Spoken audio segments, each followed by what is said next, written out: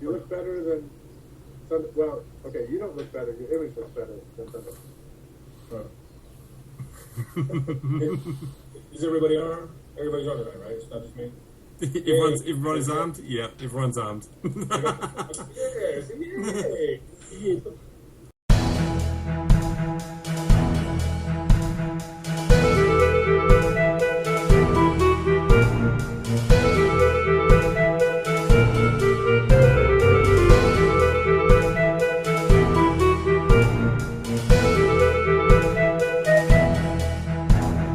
Tell us about those little puppies, gents.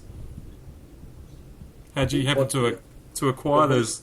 The ballistic implements. That was actually the first AR I put together on a bed. You know, you can actually put them together on a kitchen table if you want. But I put that was my first strip lower from a lower parts kit. Look at that abomination! Is that So this is my joke, AR. I have 6 ARs. Oh. Because you can never have too many ARs. No, you can't. Yes, this is my California legal joke. Well, but that's your range gun. That's one you can take out legal and not have to worry about anybody narking on you. Yeah. So yeah. I can have a detachable magazine without a bullet button and all that. So this is the one that I take out in public. But it's what you have to do. Yeah, I mean the other ones I own are. This is grocery shopping assault rifle. Are you recording? At the I'm not doing this a third time. I don't see the little red light anywhere. Yeah, I'm recording. So my wife, I told my wife, hey, tonight we need to re-record that podcast, and she said, again? Are you guys ever going to get it right the first time? No. No, it's not in our style. It's not in our nature. This is our third redo. This is our third redo if you count them all. Yeah. Yeah. That's what I'm saying. Okay. Welcome everyone to the new edition of Brotherhood of the Fly. My name's Anton De Croo. We have Mr. Qualtieri up in the top left, Mr. Bowen in the middle, and our special guest today, Mr. John Bear Ross, hailing from Nevada. Fucking lost my mojo. You ever had any mojo? No, I never had my mojo. It's late. Yeah, it is late. We apologise for the late coming episode this week. We had a few technical difficulties yesterday, which resulted in a fantastic video cast that we'd produced together as a group, having to be redone. So hence we are here tonight together once again to go over the same stuff we went over yesterday. Take 2. Episode 3, take 2. I was brilliant. I can't. You're exceptional. There's no way you can live up to what you did yesterday. And But we've all wrong. the internet connection will be great this time to hear me flubbing and stammering and Yeah, I'll put that one down to a note, mate. We won't do these vidcasts via Skype, via international means on a Sunday afternoon when you've got everyone at home in their parents' basement, everybody's at home doing jacking off to goat porn and playing GTA 5. Netflixing and chilling. I will just point out that at 9 p.m. tonight, which was 72 minutes ago, Star Wars Battlefront was playable. And instead of playing Star Wars Battlefront, I'm hanging out with you fucking knuckleheads. That is commitment. That is commitment. We're honored. Yeah, we are. We're more than honored. I actually just heard the other day that the release of Fallout 4 caused the biggest drop in activity for Pornhub. Yeah. yeah, that too. They lost a lot of money. Yeah. I tried to make up for it, but just nothing happened. Good one. Awesome. So yeah, let's kick it off. John Bear Ross, welcome to the group. It's been a long time coming. All of several weeks since we hit you up and asked you to come on the show and waste some time talking shit to the Brotherhood, to the group. So thanks for taking the time out of your day. Can we start off by just asking a bit about your background? We all know, well, for those of you who don't know, John Bear Ross is a prolific digital sculptor, digital modeler. He's been working for various companies over the years, but I'll let him go into more detail about that. But he's got a very strong web presence and is very well known and respected in our community. So, John, how did you get into digital modeling, into digital sculpture? I fell into it. I tried to make my own game back in the late '90s and couldn't sculpt. Tried it. I was rubbish at it, And so I found on the early form of Google this thing called digital sculpting. I found a service bureau and asked for a quote of these tiny figures, a mech and a power armor, about yay big, and came back with a quote for 2,000 each, and it was insane. So I asked the guy, "This isn't going to work. I'm just a startup." He made it. He said, "Well, you can learn a program on your own, but they cost thousands of dollars. That wasn't going to work either." So I went on my own, found a program called Rhino, and that one thing led to another. Taught myself how to use it, and after a series of missteps and a huge, you could say years of just flubbing, I eventually came around to make something that was prototypable and castable. So I kind of fell into it. Awesome. So the software Rhino, this package Rhino, is this? Can you tell us a bit more about that? I mean, what is it? What does it take for a newcomer to sort of come along and if Rhino was going to be the chosen platform, how does one get into it?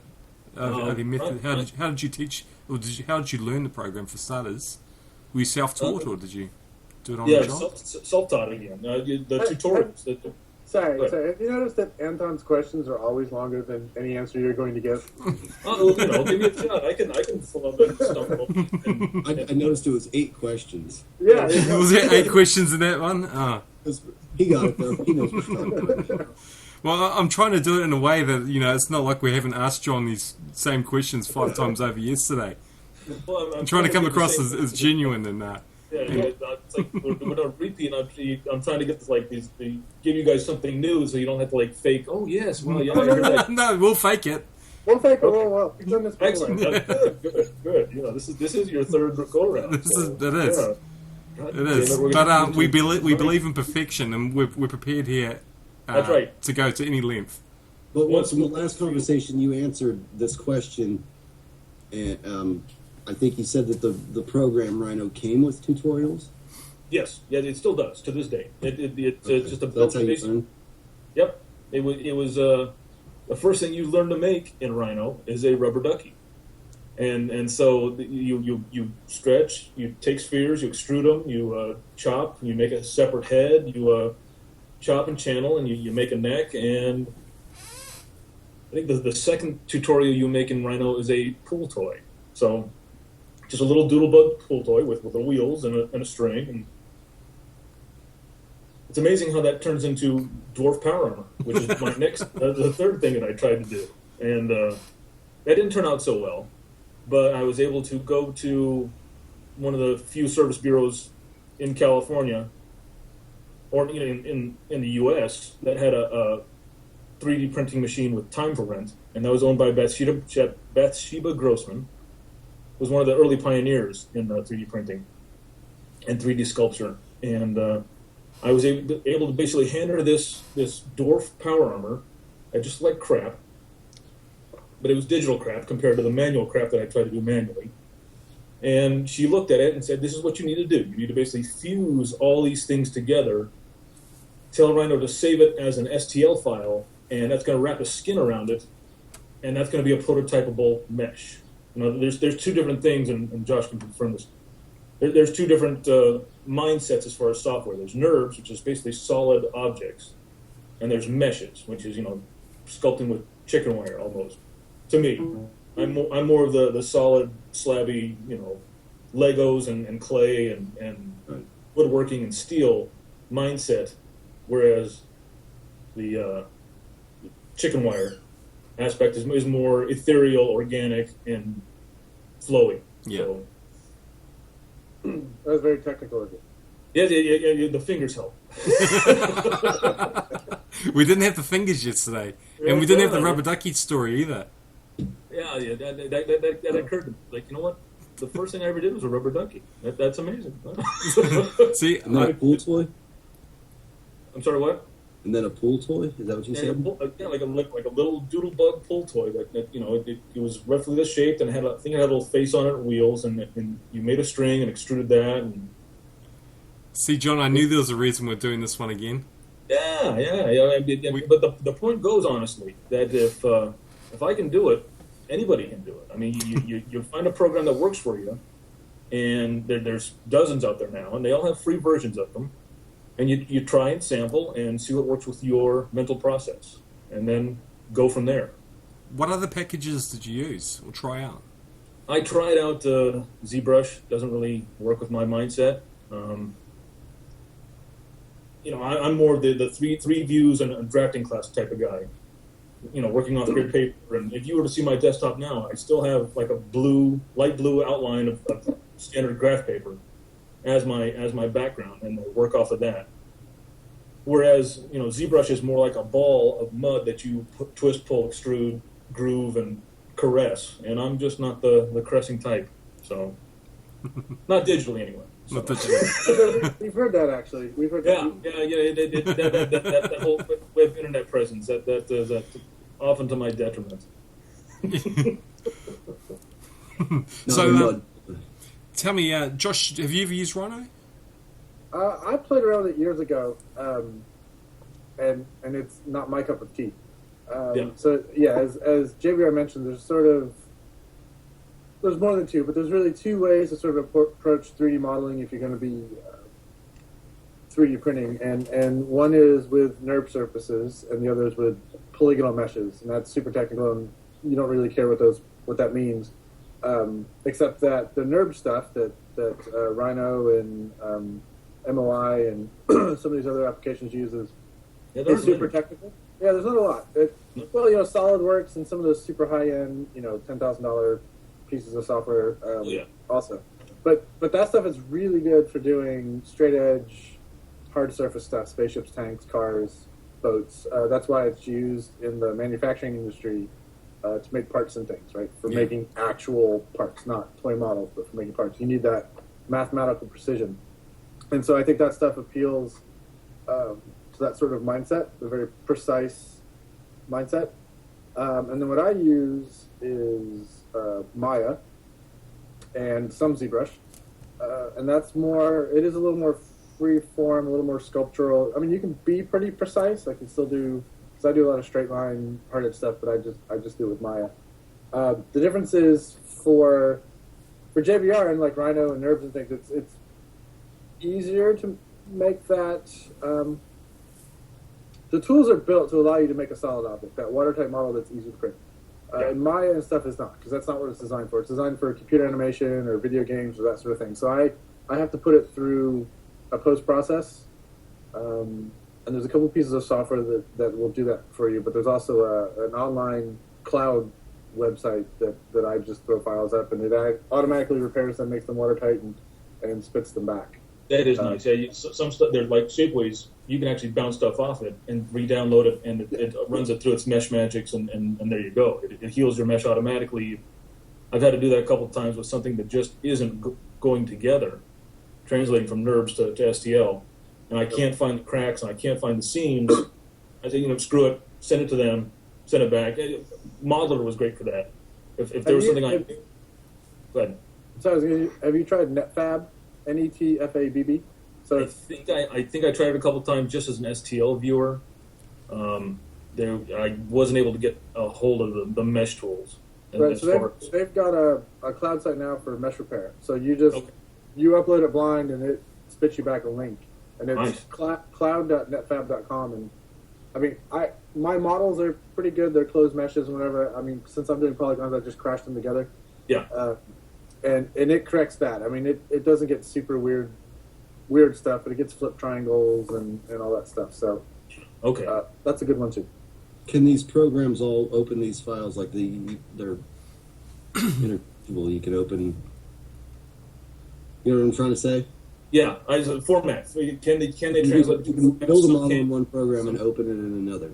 Rhino's pretty versatile as far as that. It has like 30 or 40 different formats it can do in, but some are just way too specific. So, and even then, I don't know what this guy. Somebody sends me an OBJ file, which is ZBrush. I open in Rhino, and Rhino asks me for all these settings, and I have no idea in ZBrush what is normal, what is not. So I might say, yeah, just go with the defaults, which skips over this guy's specialized settings, which cracks his model to pieces and makes it unusable to me. Right. That happens, but So it's doable there's just got to be some kind of Yeah, translation. he's got to have a little bit smarts than I do sometimes. I just, I see Rhino, and if there's not Rhino, I'm scared and I hide under the rock. So Yeah, typically, it also comes down to the two mindsets. The NURBS modelers all sort of talk to each other, and the polygonal modelers all sort of talk to each other. So on my side, there's Maya, which is a $3,500 piece of software, but they also do a Maya LT, which is a $30 a month piece of software. And then there's like Modo and ZBrush and Blender, and those all talk to each other. Yeah. And for JBR, there's Rhino, SolidWorks, MOI, and some of the other CAD programs, and they all talk to each other. yeah. But it's like somebody who sculpts a cloud and somebody who sculpts rocks, and so the guy who sculpts a cloud hands you a cloud, and I'm just used to rocks. I'm trying to squish this thing and give it shape, and I hand him a rock, and he has no idea what to do with this thing because he's used to working with basically paper mache chicken wire. Yeah. Or he's able to see the skin of something, whereas I'm used to working with the bones. That's kind of an analogy. And are these the same programs that they use to draw the characters for movies, say like from Pixar, for animation? Do they use the same program? Well, Josh, you answer that one, Josh. Yes, Maya is what Pixar uses to model all their characters and environments. So, I mean, I've been using it for 20 years, since before it was Maya. It was Autodesk Studio and a bunch of other stuff. I've used Lightwave and a bunch of other craps. But yeah, I mean, 3ds that's Max? no, that's mostly games. Use 3D Studio Max. It's a piece of shit. It is. I'm sorry. I tried Gmax just for when I was trying to do some fifth axis CNC stuff, and just as a translator program, and Gmax it was like looking like Blender. There's a screen and it's on the computer, but okay, that's about it. I was a hog looking at a wristwatch. It was beyond my ken. So. Yep. So with Maya costing about $3,500 US, what would a basic package for a basic Rhino package set you back? About $700 to $800. You can find it. I usually get mine upgrades through noveg.com. Used to be ob.com before. I used to get through ob.com before he died. But about $700 $800. Died? The guy that ran ob.com. Yeah, I believe he died. I looked into it, and he was. Either way, he expired. He's no longer in business.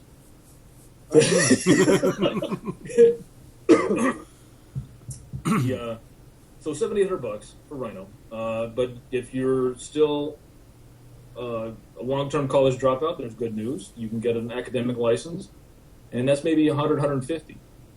There's cheap alternatives to Rhino. There's moi3d.com, and that's basically from the same design team from Rhino. And it uses the same formats and can produce STLs, but it's $300 retail, and I think even cheaper for its student discount. Okay, are these just less complex versions of the same software, or are they? I don't believe so. I think it was MOI3D was just a complete separate standalone package that was done.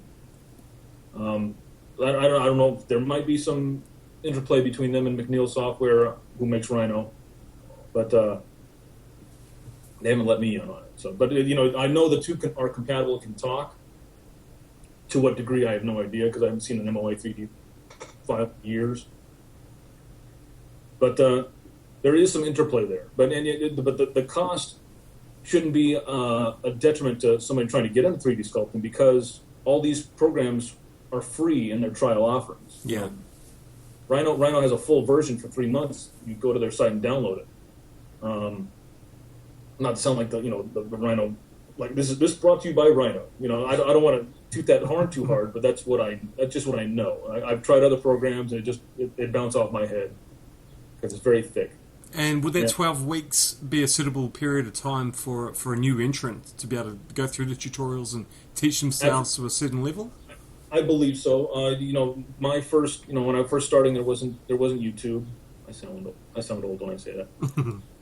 There wasn't a lot of online help. I was a free-range prototyper. I was an earthworm trying to get my way through the electric grid and stinging myself a lot. But it worked out. And that whole time of learning the program, starting completely off fresh and wrapping my mind around the mental process of what it took, that was easily within 3 months. Nowadays, you watch a few YouTube videos, you do a few tutorials, and if you have that spatial awareness, that sense, I can't see it taking more than a month or two, tops. So cool. I just asked because from a traditional perspective, 3D digital sculpting has been something I've been trying to tackle for a long time, and I've been plaguing Josh for the last best part of 2 years about it. But for me, it's always it's a time restriction. You know, I'm dedicated to the traditional aspect of the discipline, and it takes up pretty much 95% of my time. If I'm not doing commission work, I'm working on the collaborative projects that Flytrap and Zombie Smith are working on. So time's always an issue for me. And I've got ZBrush, I've got Maya, I've got a number of programs. Lightwave 3D was actually one of the first ones I got my hands on, Josh. That's going back a while. But when I was shopping around, I saw the 3D Studio Max and sort of looked into those ones, but never sort of took that path.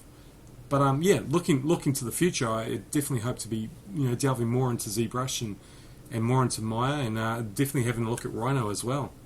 Good.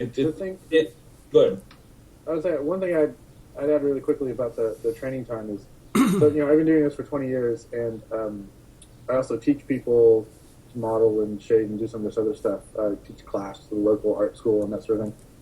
And I've noticed over the years it's actually getting easier and easier for people to learn. Not just because the software is more artist friendly, but I also think people spend a lot of time in 3D and don't know it. They play a lot of video games. Like my nephew. He's always had some artistic talent, and we recently started teaching him Maya, and he just kind of did it, right? And I think early on for a lot of people, it was sort of hard to grasp the 3D world, and it's a 2D screen, and I'm rotating things around, and I'm trying to position things so they touch and all that. And I think the Utes of today have a little easier time. Yeah, they have a little easier time, I think. So the amazing, there are web-based sculpting programs now. There was like a version of Sculptress online for a while there, and there's actually an app. I have an Android phone. There's a couple apps out there that basically mimic the same function of you take that same mud ball, groove it, stretch it, pull whatever you want to. You're just dabbling, and I'm not sure you can even save the output. But if you just want to see what the process is like, there's an app for it. It's insane. So it's in the Play Store somewhere. I can't even remember them. I'll forward you the link when I find it. Yeah, cool. That'd be very cool. Yeah.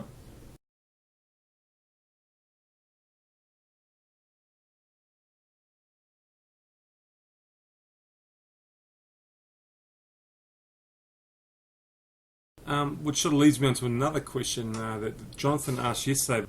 You've got your software. What sort of hardware are you guys using when it comes to modeling? Are you tablet stylus sculptors? Are you mouse and keyboard? I mean, this is a question aimed at both you and Josh, John. So well, yeah, I'm standard. Just Rhino lends itself to lowbrows like myself, so it's just keyboard and mouse, kind of like PC gaming. Just it's not just AWSD and mouse clicks, but along the same lines. I maybe type a few commands in, but I'm just going to the toolbars, and it's almost like full paint from the old Mac SE days. So that's a throwback right there. But there are all kinds of haptic feedback devices that push and pull a pen back at you. And there's I wouldn't mind having one. Those 3D connection, 3D mice. Have you seen those? Yeah. A lot of the stuff it's just meant to increase your workflow. So there's macro buttons on a lot of stuff that you can program them for. If you're doing a lot of fusing or chopping or separating, like I do with Rhino, since I equate them to like mechanical processes, like in woodshop class or a metal shop. I'm taking this digital piece and chopping and chamfering and welding and cutting and brazing. You can set up all these operations ahead of time. It speeds up your workflow, so you're not necessarily going back to the keyboard, to the mouse, to the toolbar. You're just flowing. It's all a matter of increasing your workflow. So nice description. Chamfering. Yeah, it just comes with time. Well, yeah, shampoo. Abrasing, chamfering and abrasing. I don't think I've done Yeah, those things. I'm in the trades. I'm a millwright by trade, so I do a little bit of fabrication work, a little bit of this, a little bit of that, and a lot of the stuff I'm kind of self-taught too, which is more dangerous because it involves real power tools. So Union man, right? yeah. I'm a member of the local 1607 millwrights. So Nice. You want And me to answer that question too? yeah, Josh. Yeah, so I agree with JVR. I use a keyboard and mouse for almost everything. If I'm painting, I use a tablet. But I've tried some Teaks and tablets and some of that haptic crap. And for me, it's all about a keyboard and mouse. The one thing that is important to me is actually screen real estate. So you can't see it because I'm facing it, but all my workstations have 2 monitors hooked up. Usually 2 30-inch monitors. Right now I've got this one is a 30, and the one next to me is actually a 32. Just for me, the more screen real estate I have to work, the better. So that's sort of the one thing I spend money on is bigger monitors. But you don't need all the fancy input devices. And this is coming from a guy who's got all the fancy gear but chooses to use the archaic stuff. Yes, yes, that is true. Look, I'm a tech nerd. I love gadgets and shit, and I have to buy them, and I use them for a minute, and I'm like, Yeah. Whatever. yeah. Awesome. Sorry, I'm back. You guys froze up, but hope I didn't miss anything. I was just saying awesome shit about you, and you missed it. I was just saying how Josh has got all the flash shit, JVR, but he always goes back to the archaic stuff. Yeah. If it works, it works. It's a simple feedback device that we've evolved for a reason. You can't beat it. Sometimes you get too fancy. Like we talked about the what's the name of the movie? I don't know. Minority Report. Minority Report. We talked about the feedback with the VR goggles and the finger toggles, but and it very well could come to that someday. But after a while, I'm just chopping a piece of electronic wood. Yeah. To a point. I've gotten a lot better since the old days. Yeah. The other thing I do is I'm lazy, and so if I have to go to some item in a menu more than like once or twice an hour, I assign it a keyboard command. Yeah. And I have hundreds of keyboard commands, and since I use Maya, I've had those same keyboard commands for like 15 years. And anytime I go to a new machine I've never used before in Maya, I'm like, I look like an idiot, like in front of my students because it doesn't have my keyboard shortcuts. So. I mean, if you're flowing hard enough, you get a new keyboard and it throws you off because you're so used to that muscle memory of I'm used to this thing being right there, and if I go with it, if I'm not on my rig, because everybody's got their rig. Yeah. If you're not on your home rig, then the workflow just suffers. The rate is reduced. I totally agree. Yeah. Totally agree. Yeah, exactly. It's like driving a car, right? You're used to your family car, and then all of a sudden you're in a rental, and you hit the brakes too hard, and you oversteer, and it's the same way for us. Yeah. The beer doesn't go in the right cup holder, I'd often say I was a bit adverse to technology sometimes and prefer the old tried and true, and maybe that's a sign of the times in my age coming through as well. But I've recently acquired a Nelly. Now Nelly is my Cintiq, my new Wacom Cintiq tablet. She has a name. She was named the minute she came in the house, man. It's been consecrated already. Yeah, Nelly, and she's sitting right here beside me, and I tell you, it's the best purchase I've ever made. And yeah, sure, I've only had her a couple of weeks, but she's... You're wearing pants, right? At this point in time, yes, I had to put them on about 5 minutes before the vidcast. I don't know what Nelly's doing down there. Nelly's all kinds of fine. And I tell you, it's a touch and pen. I think she's a 22 inch HD. She's a lovely piece of equipment. Damn expensive, but moving forward into it, I look forward to delving into some of these 3D programs with her, outside of just Photoshop and Illustrator and those sort of things. So, yeah, if you ever get the opportunity to, I know you already have one, don't you, Josh? You just prefer not to use it. Yeah, I just don't use it. So, but yeah, no. Anyway, Okay, well, sort of sidetracking a little bit there. I wanted to ask you, JBR, before you got into sculpting, I mean, were you like the three of us? Did you ever spend time as a gamer yourself? Were you, I did. I started out as a just your average little artistic kid, drawing army men and scuba divers and stuff like that. And then mom divorced, remarried a military officer in the Navy. We moved over to Japan, and I found at the same time G.I. Joe was exploding and Transformers was exploding, 83, 84, I found Zoids. And so Zoids from Tomy were just, huge in Japan. It was gorgeous. And then at the same time... I've never heard of this. Explain, please. Zoids? Yeah. Zoids. Zoids are... Toys or a toy line? A cartoon? Yeah, well, I think they were big in England. They were a cartoon for a while, but they started in Japan from the toy company called Tomy, Tomy.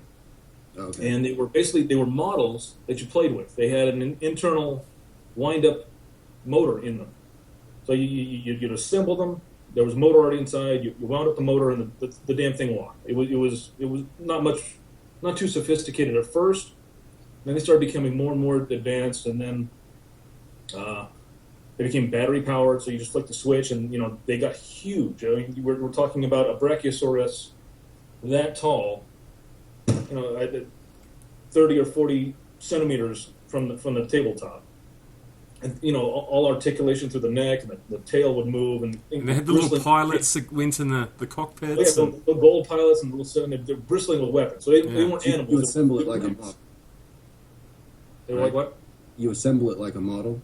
Oh yeah, for the most part. But it was all snapped together, or it was held in with the rubber fasteners. These little rubber buttons that clamped on over plastic studs, and that held the main frame together. It was gorgeous. Shit.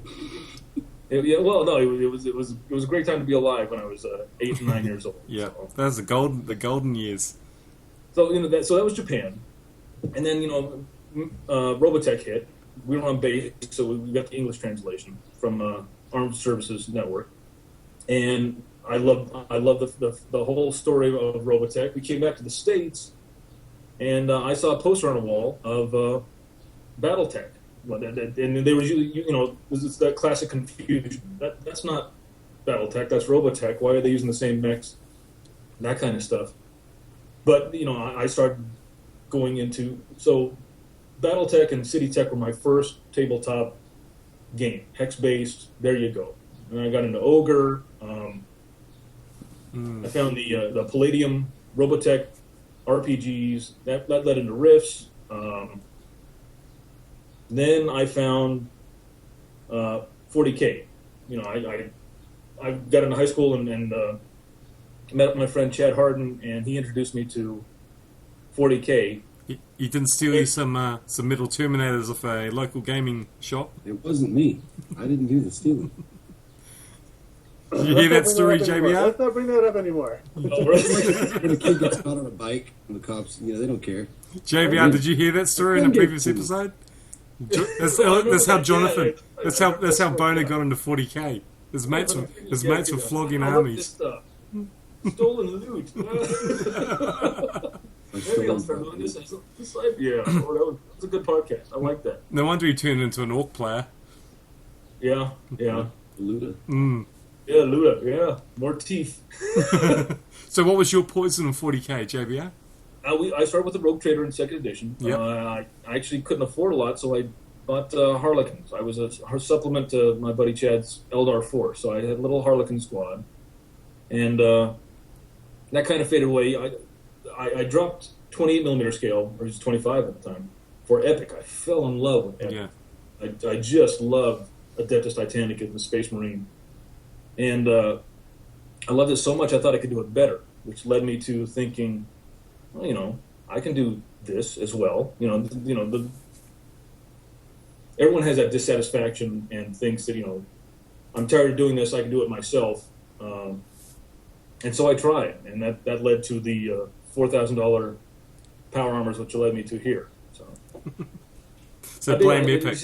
It's been one long downhill tumble, basically. It's just, yeah, one long descent into oblivion. It's the same for all of us. So Yeah, at the time, you know, Epic, were you looking to do things in 6mm? Or like, I thought I could, and then it just didn't. I didn't think it was going to work, and so I shifted to 1/144th, which seemed like a decent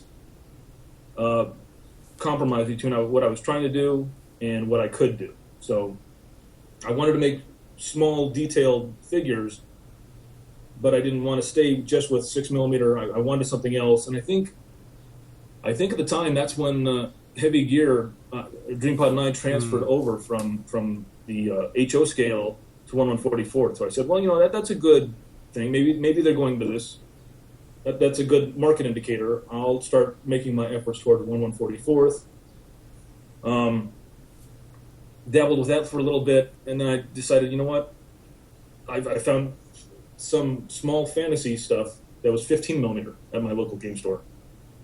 Blew me away. It's like, you know what? That's perfect. That's exactly what I need. You know, that can do characters, that can do tanks. You know, I can hold a tank in I can hold a platoon of tanks in my hand. A mech's not too big. I can do kaiju if I want to. So 15mm, which I prefer to call 1/100th scale. Yeah. It just struck a beautiful note with me for what I wanted to do. So I've done a lot of work through all the scales, but I keep coming back to 15mm 1/100th. It sings to me. So it's particularly poignant because Jonathan's just recently got into 15mm, taking the leap for the first time. JVR. I don't know why I overlooked it so much for so long. A lot of people do. A lot of people. It's easy to because it's very tiny. So you know, people look at it and they think it's just half a 28. They think it's just some poor cousin, and they don't realize it's been there since the laser gun days, and it's one of the first scales that it just didn't explode like the other ones did. But I think that's especially since 06, 07, when this 15mm renaissance has really happened. That I think that's really come around. I think it's really something to contend with. It's quite surprising too, because you go back even further in the days of DBA and DBM, and especially the masses of Napoleonic armies that were flooding the markets, and you'd see in all the old grognard gaming dens. 15mm has been around a long time, and it's always been a real preferred scale for the large scale actions. And I mean, you can achieve some beautiful results in 15mm, traditionally and digitally. And I mean, as we're all members of the 15mm Sci-Fi Gaming Facebook page, which is an excellent resource for anyone who hasn't had a chance to check out what we're actually going on about. That's an excellent page. Yeah, I just joined it like yesterday. I mean, it's going from strength to strength. It's quite a tight-knit community. The manufacturers speak, and we're all mates really at the end of the day, with the exception of a couple. But we won't go into that. A couple or 50. Well, it depends on if you're using sock puppets or not. His name is Legion. It is. How can one man have 500 different names across 500 different forums? Very versatile. That has to be. A busy guy. He's a very busy guy. He's clearly got big lunch breaks. Boner has no idea what we're talking about. Yeah, he does. I gave him the heads up last night. Oh, okay. Yeah, I gave him the rundown. But besides that one particular individual who has his peculiarities, and lack of medication, all of us have we get along swimmingly. Yeah. I think you're both right. JVR is right. There's sort of this resurgence of 15.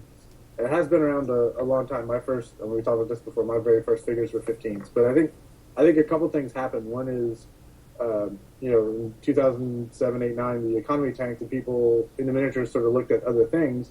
But I also think people like JVR, right? Now that 3D printing is more prolific, and there are people like John out there sculpting vehicles and stuff for 15, and it's so much easier to do. So there's a shit ton of them. There's some of the. I'm going on a weird tangent here, but the 90s. So I was going to say, maybe we talked about this because I've talked to a few people. In the 90s, miniatures sucked, and everybody's like, "Why are miniatures so much better today?" And I think the reason miniatures are better today is there's money in it. in the 90s, it was sort of this weird thing, and people didn't like it, and you didn't really have a lot of artists into it. And these days, you've got a bunch of artists into it because they can make a few $100s a sculpt, and and maybe do their own lines, and then also sell them in retail. And so I think it's a much more attractive market now, and that's why figures are getting better and better because it's attracting talent, whereas it didn't before. And I think that's what's happened with 15 millimeter. It was sort of neglected. It was the grognards, and they didn't give a shit, except for Anthony Barton, what the 15 millimeters looked like. They just slapped some paint and they were moving around.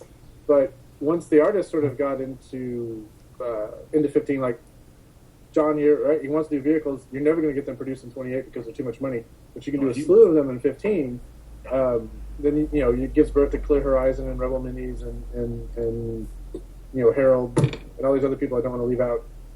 And so I think that's a big part of it is, and then the internet really opened that up. Right? The internet sort of made it democratic. We can all start a miniatures company, and so let's all make miniatures.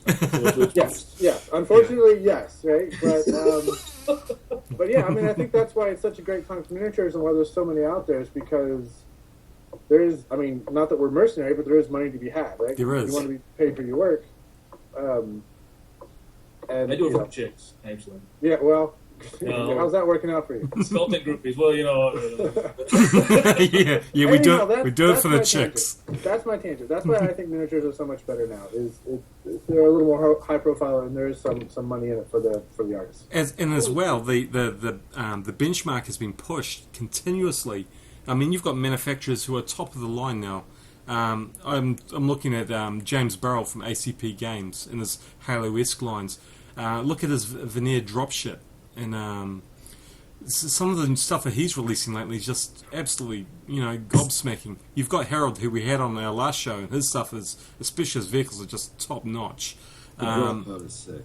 Yeah, it is. I mean, you've got Art Braun, and he's got a whole lot of stuff in the pipe. He hasn't released yet, but when that does, his stuff's gonna, it's gonna blow socks off totally. And there's a slew of others. I think a lot of Mike at Rebel Minis, his stuff is great, and he's a top guy as well. He's all right, Well, he seems like a really nice guy on Facebook too. So I always think, I've got to remember to throw Mike's name in the pool. Mike's one of my main clients, just as an aside. Now, I think really what has made all this happen is the internet. There's no way Harold could have ever contacted Cool Hand to make that drop pod and all those VTOLs. There's no way I would have ever contacted Reaper to start with Cav. There's no way I would have ever got a hold of Renegar or Curacao or the guys at Critical Mass. Critical Mass, what am I going to write a letter to the UK saying, "Dear Sir, please, I would like to sculpt miniatures for you." Using this arcane process of rapid prototyping. No. So what's really put us all together, stuff like Facebook has really helped. I mean, you can make an instant personal match and find out, hey, I love your stuff. Do you have time in your schedule? Sure. And bam, instead of having to write these letters and send them through ships at sea, you're communicating, and the guy might be getting to work for you within 20 minutes. Yeah. You transfer funds internationally. Okay, it's PayPal's a dream. Account. Yeah. Send me your source art. Okay. How about this? How about that? I'm on the job, and so I can start doing business with a guy in the United Kingdom in a matter of half an hour. Yeah. Which is nuts. Real time is really facilitating things. Real time is beautiful. It's a pain in the ass for Josh, but it's fantastic for me. There's a lot of things that are a pain in my ass. A lot of them, the root cause is you, but yes. Or New Zealand on a whole. Yeah, New Zealand on a whole, yeah. But it's a good hurt. Right? Yeah. You're right, John. The ability to sort of pick up with people, especially for me down here in the arse end of the world, and having all the main manufacturers in the US or the UK, within 5 seconds, I flick through a PM and I get a response. And as long as I'm corresponding with their time frames or the time zones, it just makes life so easy. But you're also there then, not to short New Zealand. I mean, you got Flames of War based out of there, plus WIDA. So it's yeah. It's a lot more than Prop Nevada, which has. You've got the zombies. You've got the zombies. Yeah, yeah. It's pretty stark out here. So Yeah.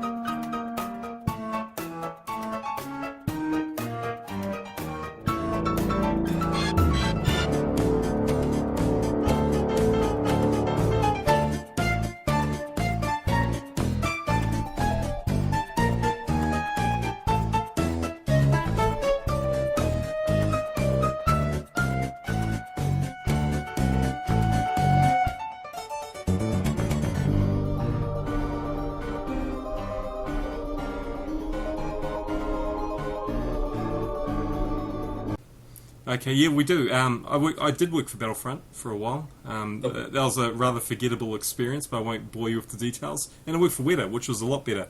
But but yeah, you're right. New Zealand, for a small nation of what, 4 million people, about the same as a small town in your nation. We do all right.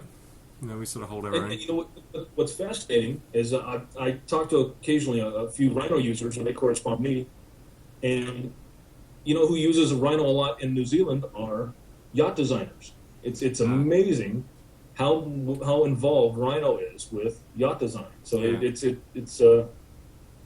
kind of staggering to think that, you know, these multi-million dollar Super carbon yachts. fiber yachts are being designed on an $800 program. Yeah. And then they just translate it into like building plans and then build it. I'm imagining they're not printing.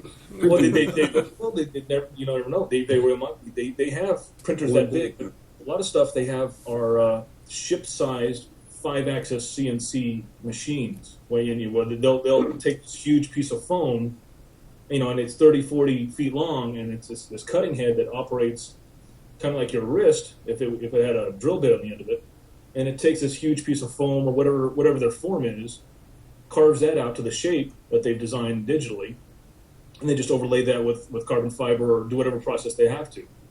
So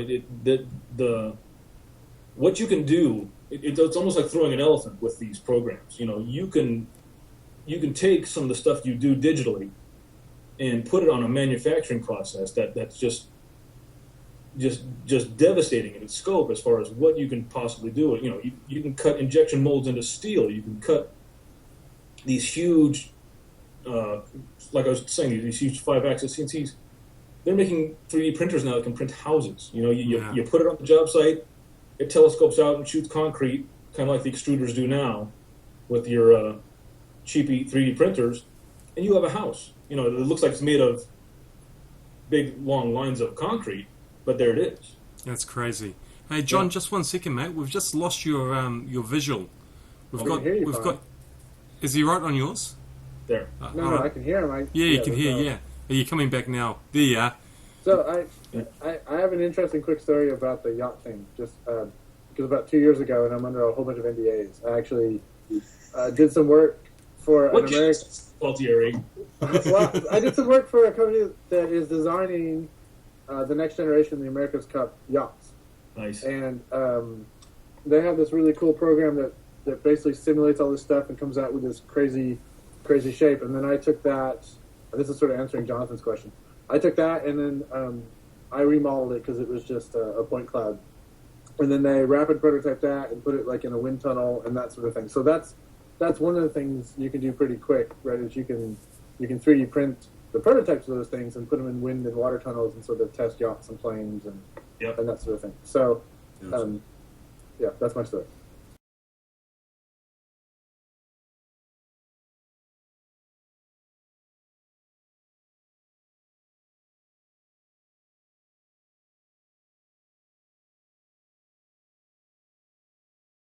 Yeah, it's that big question that you see in all the forums. It's been going around doing the circuit for a number of years now, ever since sort of the first 3D printers came onto the scene, and it had me worried, particularly as an individual who was dedicating a lot of time to the pursuit of perfection in traditional sculpture.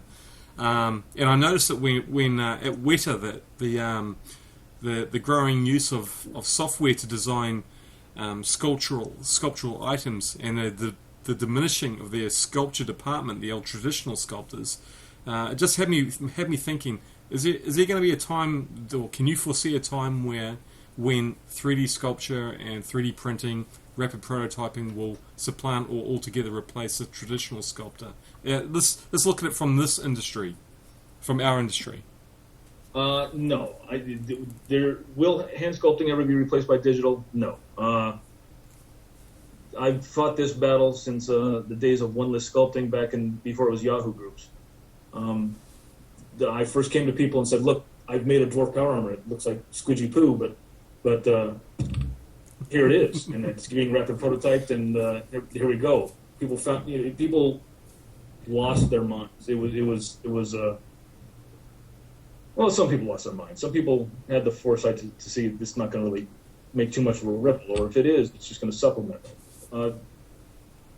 Digital sculpting will never replace the beauty and soul that you can put into a hand sculpt. I'll go on record saying that now. It just never happened. Will anything manufactured be the equivalent or superior to something hand like a master craftsman working in a shop is always going to beat, to me, what comes spit out of a factory. Will the stuff spit out of a factory hold tighter tolerances? Will it, be machined perfectly and all that? Yes, but it won't have that soul. It won't have, the tolerances don't need to be there when you're talking about, soul has no tolerance to be poetic. So it's a matter of, are you looking for art or are you looking for industry? If you're looking to produce art, the artist is always going to have a place, whether he's using his hands, whether he's using the medium digital sculpting, whether he's using marble or plaster or oil or paint or what have you, sculpting in hamburger. It doesn't matter. The art is going to come through. Whereas, if you're just regulating yourself to the machine process of it, it's never going to have that same beauty in it. It's never going to have that same soul. So, just like music, will shitty electronic music ever replace traditional? How dare you? Don't you dare speak up about Lady Gaga. Don't you dare. I'll edit that part out.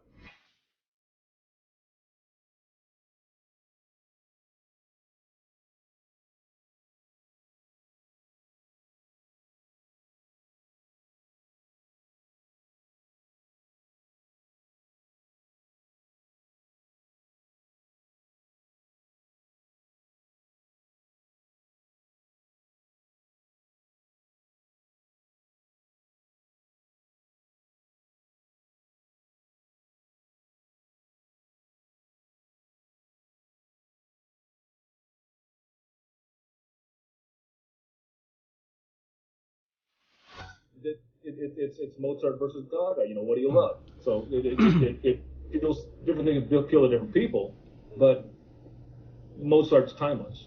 Yeah. Whereas Gaga's good for a couple centuries at least. I think she has some lasting value there, but eventually it'll fade. Whereas everyone's going to know what Wolfgang was laying down back in Vienna. So it's nice to hear you say that, John. I mean, a lot of people who probably don't actually know what they're talking about are quick to jump on the bandwagon and say, "Ooh, the traditional sculptors are on their way out, and there's the sales of Niedertite and all these sculpting putties are going to go out the window, and why even bother with Beats Putty when 3D printers are going to sort of boot you out the door in the next couple of years?" Well, I wish that it were true. Because then I wouldn't, right? This podcast would just be me and JVR. I wouldn't need the. You're on YouTube with your dental picks and your all the putty under your nails. Screw you. Yeah. But hey, everyone has a microwave, but everyone still loves fine dining, right? So it's an easy parallel right there. Yeah. So anybody can take that pizza home and slap it in the oven. Anybody can can put the peel back the corner on their Michelina, put it in for 3 minutes, stir it, and burn their mouth. But it's not the same as going to a fine Italian restaurant. So And when the shit hits the fan, yeah. when the shit hits the fan, there's going to be no computers. that's right. We'll be creative by candlelight. We'll still be. Well, you better be napping arrowheads. What you better be doing with creative. Yeah, bullets. Somebody said it yesterday, and I think it's true. Right? Photoshop has been around for 30 years, but you still have traditional oil and acrylic paintings and that sort of thing, right? So, Yeah. But good point. have a compromise with me here, guys. Someday you might need a little bit of digital sculpting. It might just pique your interest. It might be it'd be like a vegetarian going to a chili cook-off.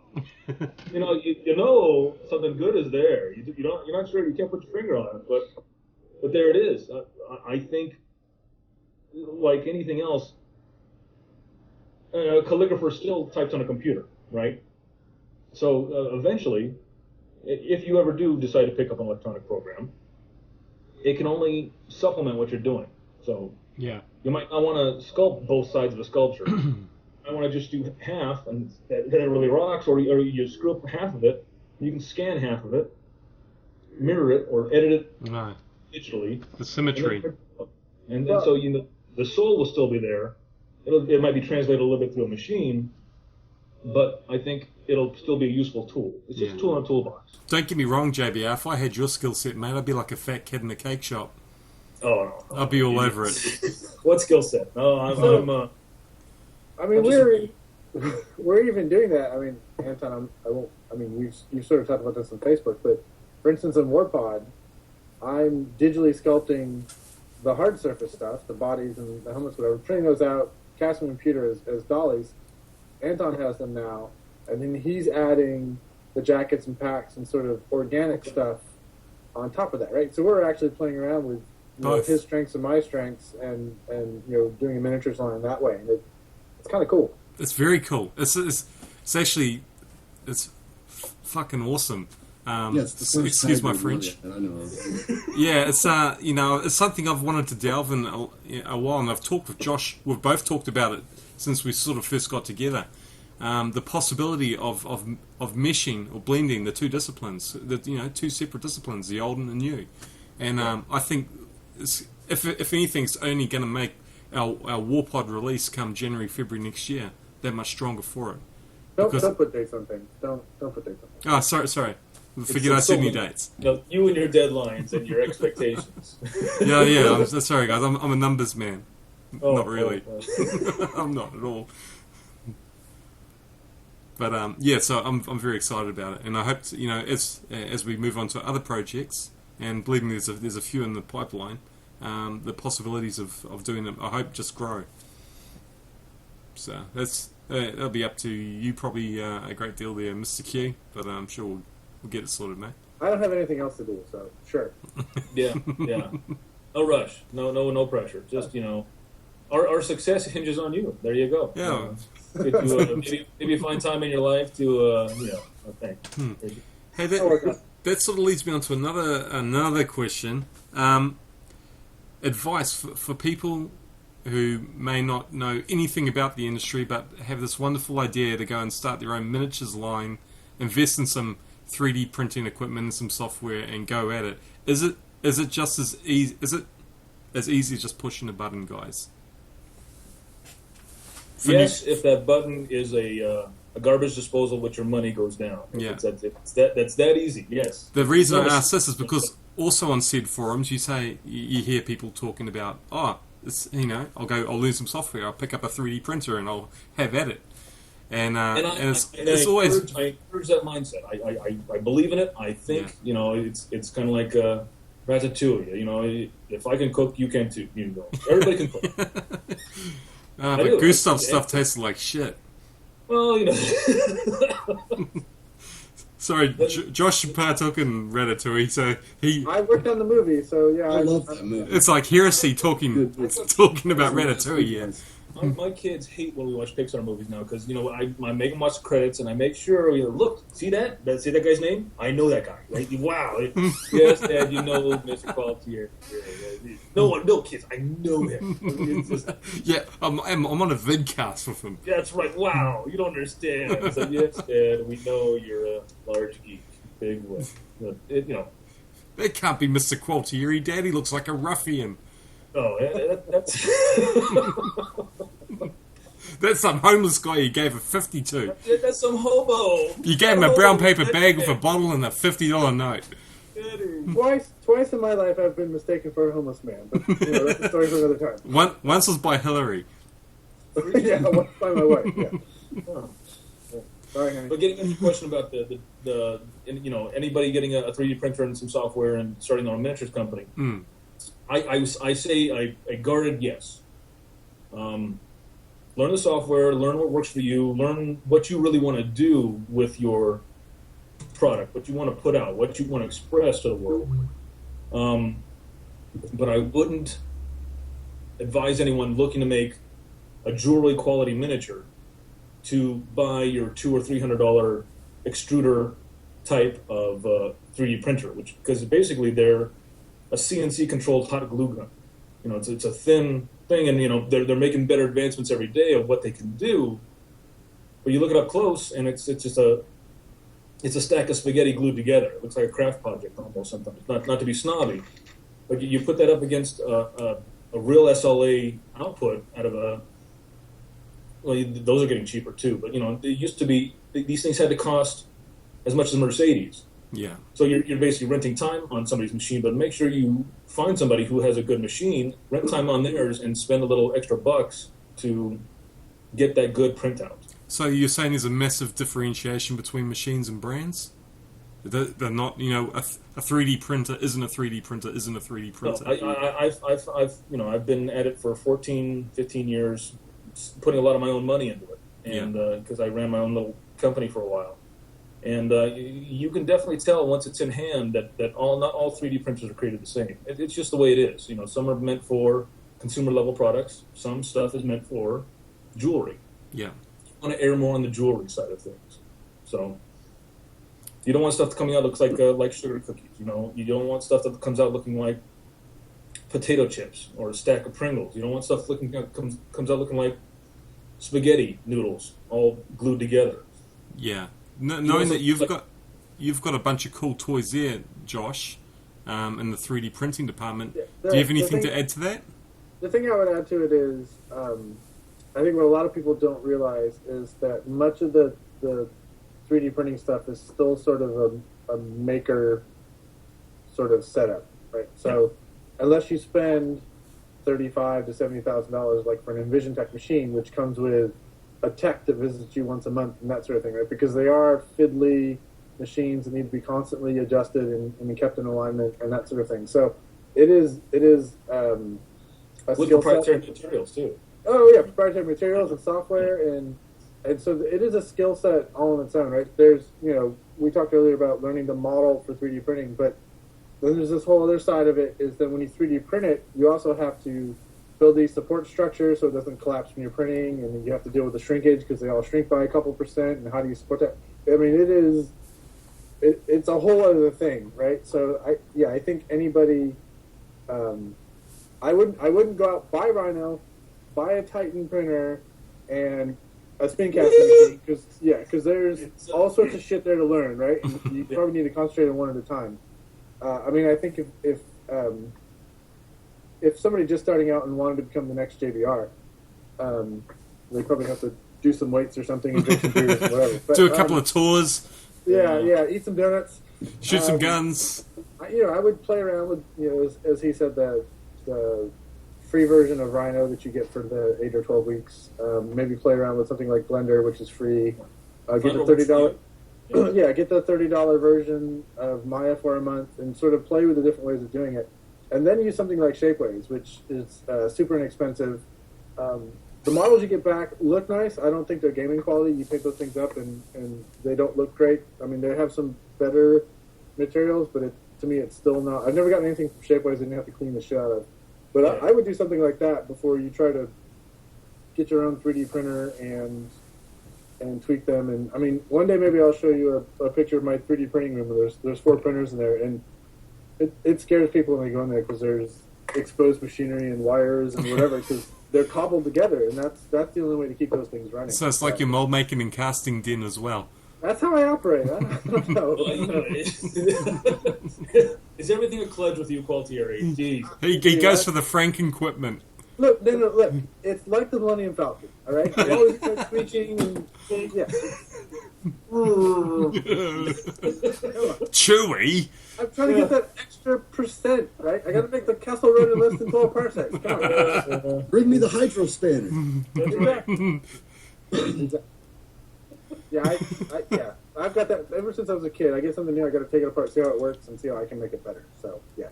No, I applaud the spirit of someone wanting to get into it because it's a good creative outlet. It keeps me from beating the wife and drinking too much in the bars. But people come to me and say, I've done a little bit of time with this program. Which printer should I buy? And I say you don't really want to buy your own printer unless you're really willing to do this huge learning curve and have the damn thing in your house, stinking up the place. Depending on the type that you use. Your best thing to do is, get your modeling down, cut your teeth in shapeways, learn what does and does not work, 3D, versus what's on screen versus what you can hold in your hand. Learn about what casts and what doesn't cast. Show up on Josh's door and ask to be his apprentice. Just, and because it's not a matter of just learning to sculpt. You have to learn how, what will mold, what will cast, what will pour, what was going to create, massive bubbles, and where's air just not going to flow, no matter what you do, no matter how many gates you cut, some things just aren't going to go. Yeah. Yep. So you really want to rent time on somebody else's machine and put the burden on them. Outsource the heavy stuff, outsource what you can, because if you're concentrating on getting the best product out, you really have to have your designs down because everyone's getting into it. Your design has to stand out from everybody else's. So it all starts, to me, being selfish as a designer. So you need to get the design language down pat of what you're trying to convey, then concentrate on how do I get this made, how do I get it outsourced, and how do I get it kickstarted and make $3 or $4 million, and there you go. Mm-hmm. Yeah, I mean, just to add some anecdotes about that kind of crap, because I like to do that sort of thing. I kick back models to people all the time that want me to print them because they're not castable, right? As you're saying, right? They just, a lot of people don't think that. And I had another point I was going to make. What was the other point? Just the other thing I'll quickly say that I didn't say yesterday, I think is important, is for people that are already 3D modelers and talented in ZBrush and Rhino or whatever, the stuff that looks good on screen or as a render is not necessarily the stuff that looks good printed. And I think that's I mean, I've seen that with a lot of Kickstarters. They show these awesome renders, and I look at that and I'm like, you're going to be a year late because that's shit. That is not going to print. Right? And it's always true. And so I think that's I have a couple clients that I do all their 3D printing, mold making, casting, and all that, and they and I don't think this is wrong of them. The renders they show are not the same files I print. Right? Because people would look at the thing that looks good printed and go, wow, that's disgusting. That's terrible. That doesn't look like a model. But when you print it and you mold it, and you're like, oh, wow, that's really awesome. And so I think you can throw a lot of detail on there, but you've got to exaggerate it at certain places and whatever. You really got to think about, this thing is beautiful as a full screen render on my 1920 by 1080 monitor, but when that's shrunk down to a 28 millimeter figure, none of that's going to show up. It's just going to be mud. And so I think that's the other thing people that are already talented at the modeling need to think about for the printing and manufacturing. It's just like you guys with manual sculpting. There's a figure that's beautiful and 7 heads in proportion and has gorgeous, thin, athletic build. It's going to snap at the ankles every time you try and cast it. Yeah. So that's why you basically have to thicken, reproportion for production. And the guns, things like that. Yeah. Oh yeah, I mean, accentuate details, make certain stuff bigger. It's just the nature of the business. But it's just it's strange how the people want pretty pictures, but pretty pictures don't cast. And so people come to these files of, hey, can I make this? And you can spin this around and you can put all kinds of skins on it, and it's going to look great. But this is never going to prototype, let alone cast. So, Yeah. It's the same with sculpting 15 mil as a scale, and I like to provide pretty pictures of the finished greens to the clients, but sort of blowing up a 15 mil figure to 500%. Every fingerprint, every that figure's dust gonna mite, look yeah. shit. Yeah. And greens photo shit at the best of time. Oh, yeah. So you've got this figure in hand, and it might be the best piece of work you've done, and it looks awesome. But then you gotta photograph it, and It's great. Trust me, pay me, please. it's like I swear I'll send it from New Zealand. like Yeah. like I have to constantly remind Josh when I'm seeing through images. It's just a green, man, and it's Yeah. at 300%.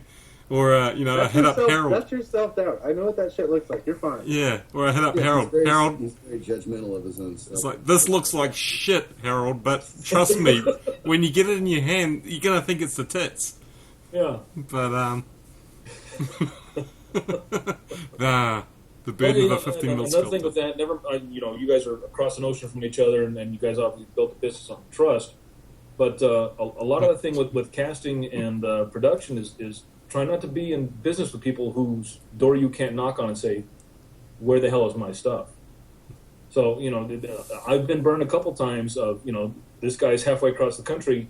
I can't, it doesn't behoove me to get on a plane, file even a small claims court claim against him. Sometimes you're just out. So a lot of times, these small businesses that are trying to start up, know who you're going into business with. Don't just find somebody off the forums and say, "Hey, wow, great. You send me a couple cool shots and away we go. Here's my thousands of dollars in product or prototypes." Yeah. Know these people. Be able to get a hold of these people. People. Nothing against the Chinese, but people outsource their stuff to China, and what the delays are built in. Yeah. Transoceanic stuff. It happens no matter what. But what stops them from setting up another product line once they've fulfilled your order and keep running stuff out and just never let you know what they're selling? That's right. Nothing against them. It can happen to anybody. But never go into business with somebody you can't choke around the neck. I gave in to Josh because he'd been asking me for 7 years prior. Look, we got to get together, mate, and get these businesses running. I think you've got that flipped around. Oh, was it the other way around? Yeah, I think it was the other way around. Oh, sorry, Josh.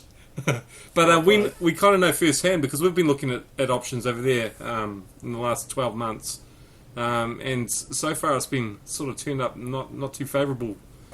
Hey, Josh, I'm dealing with China and the likes. Yeah, we've been exploring doing some plastics, because there's some stuff that I think lends itself to it, and it's really hard to get anybody to return an email, and the ones that do return an email, you're like, wow, that's super sketchy. I'm not. Your name's not Dave. Stop it, Dave. Yeah. Who's Dave?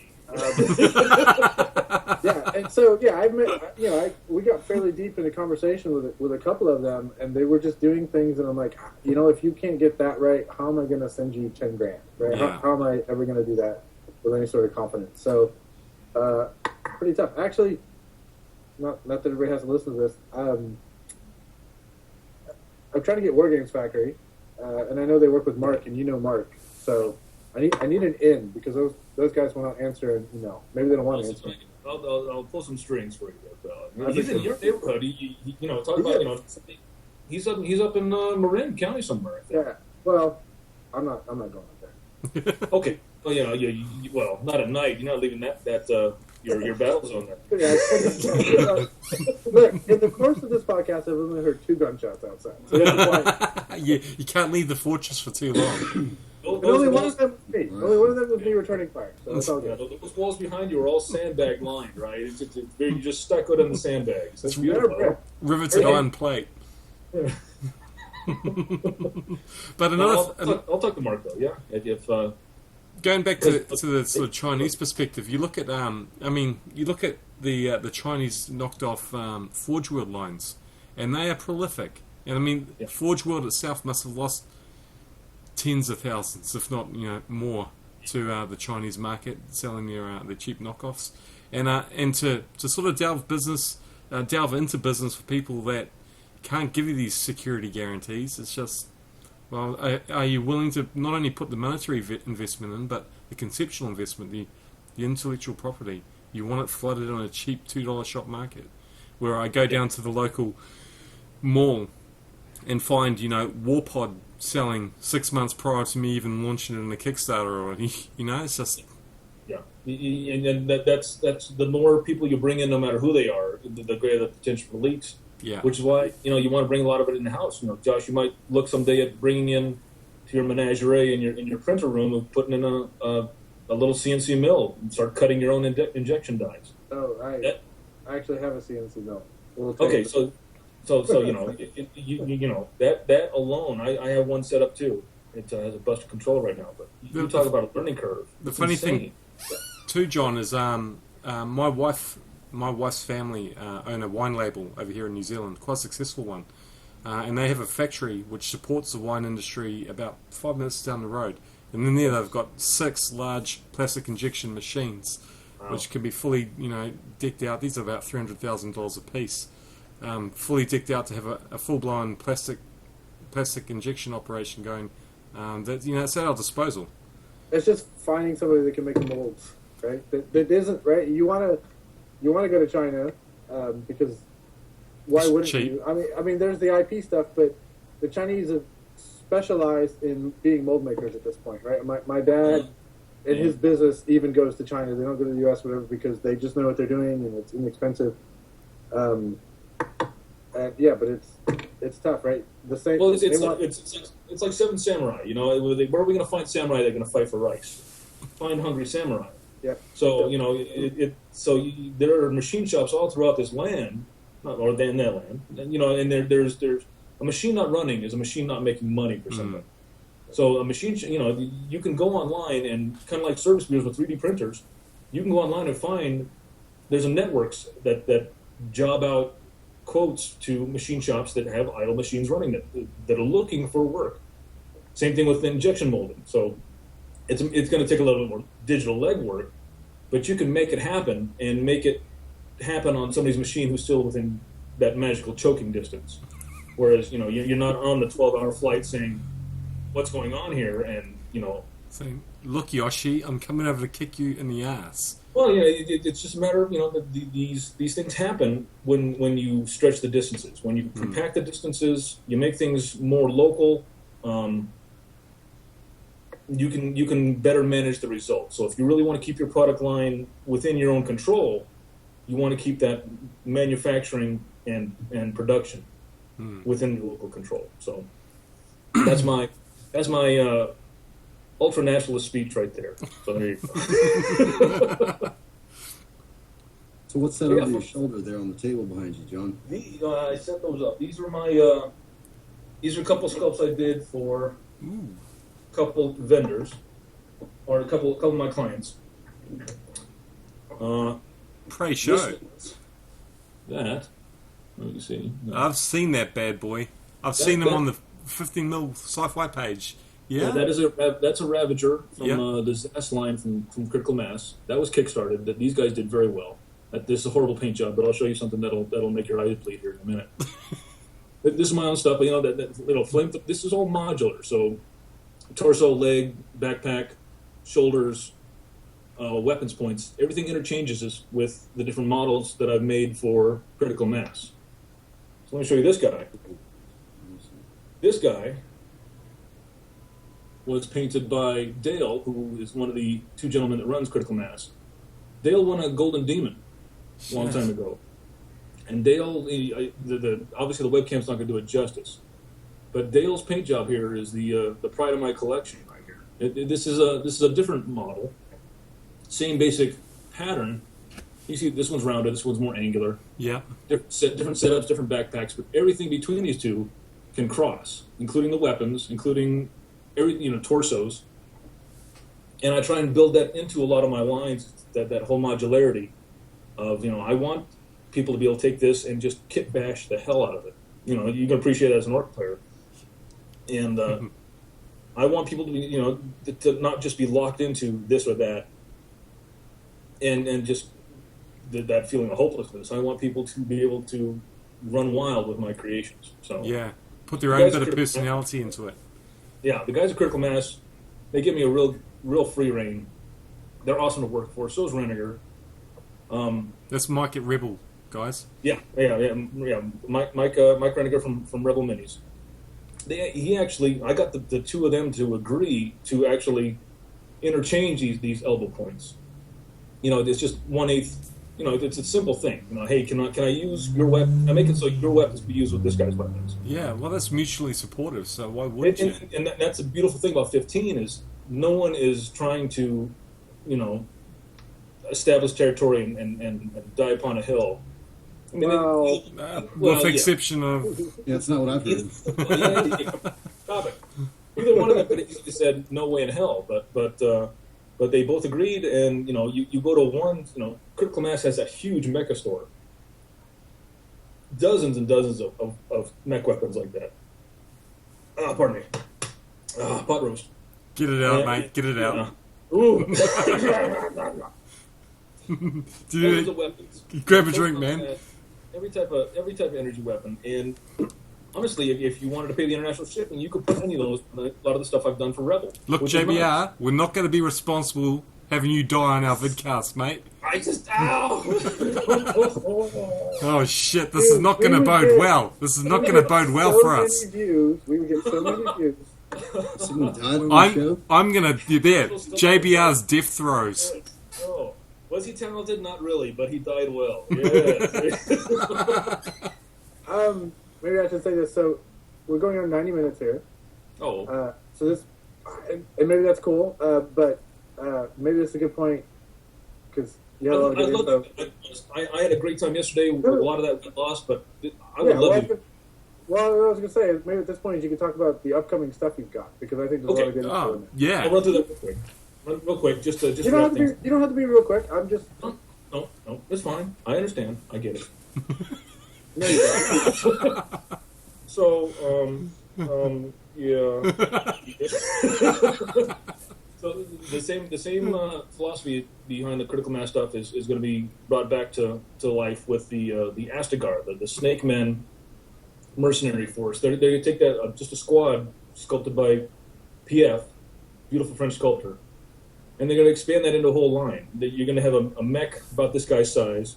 You're going to have tanks, huge tanks, tracked, grav, self-propelled artillery, main battle tanks, all kinds of different weapons. A heavy lift VTOL. And that's going to be all that Astigar effort is going to be kickstarted here pretty soon. Same thing with Rebel. I have going back to the Zoids thing, we're doing our own spin on them. We're doing these mechanical mechs that will fit some of the same weapons, but we're taking stuff that I've done before for nice. For Comfy Chair, and Rebel bought the rights to these designs from Comfy Chair, and I get to go back and play with the digital designs and fold them into Rebel's line. So that'll be also Kickstarter here, probably first quarter of 2016. So a couple great Kickstarters coming up. I know there's a lot of Kickstarter fatigue out there. I have it myself. But the nice thing about those two clients is it's not the endless Kickstarter. It's here. This is what we're going to do. Bam. You're going to get your stuff. And, the Zaz Kickstarter went brilliantly and fulfilled like that. Same thing with Mike's stuff. He gets in, he gets out. It's not the $3 million campaign. It's, $5,000 or $6,000 and here's your product. None of this 2 years later, oh my God, where's my Robotech? Yeah. Type stuff. Oof. Tell me that isn't a boondoggle. Oof, that's just ugly. Yeah, there's some good pictures of your stuff on your blog. If you want to give that information out, people can check that out. Plugs. You can follow me on Twitter. I'm a bit of a gun guy too, so don't let that shock you. I'm at John Bear Ross. Main website is johnbearross.com. On Facebook, I'm at John Bear Ross. Sometimes I just like saying John Bear Ross. So it has a ring to it. I go around the household all the time, just going John Bear Ross, John Bear Ross. You know, it's a bit of an ego-driven business thing. It sounds cooler than boner. I mean, you guys think you came up with that? I've been called that since the third grade. I like boner. Yeah, we're not pretending we're original. Don't worry. No. Yeah, okay, cool. Who doesn't love boner? It suits you, dude.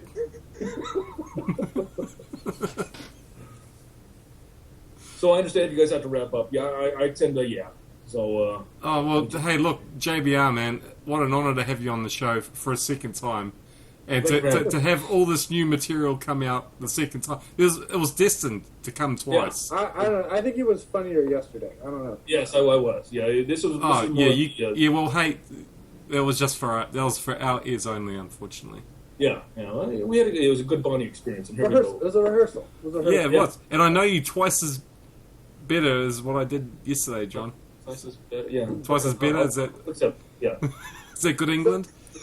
Yeah, John, one thing I think might be interesting, we talked about this after you were gone yesterday, is... we talked about you behind your back, JBR. Well, it has, behind my bad connection. Yeah. That's what we do. Although, speaking of bad connection, I don't know if you could do this. I mean, I think it might be interesting for you to maybe do a screen share while you're in Rhino for maybe like 20 minutes, and we just sort of show people some of the process, because I know... You'd have to speed it up because I work slow, and we'd have to turn down the Lady Gaga in the background. Yeah, however, we record it, and then we can do a voiceover over it, discussing something, whatever. I can do the same. Capture stuff. Yeah, I can do the same thing. I didn't want to do that. I just haven't had maybe time. Try to get some footage of the printers that you have, Josh. Let's see these rat's nest of wires you've got. Yep. Awesome ideas. Cool. Also, JBR, mate, I want to definitely get you back on in the future, especially if you've got these Kickstarters coming up, man. You need a bit of an extra push. We'll use our massive power of persuasion, awesome. our far-flung reach, our influence on the industry to...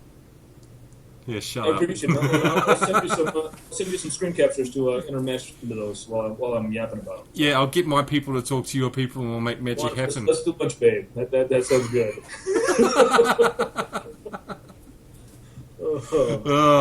Now we'll switch you off, JBR, and we're gonna talk about you behind your back for 5 minutes. Okay, adios, gents. Hey, JBR, thanks, mate, an honor. See you guys next time. Yeah, peace out, gentlemen. Thanks for listening to the Bye. Bye. Next time.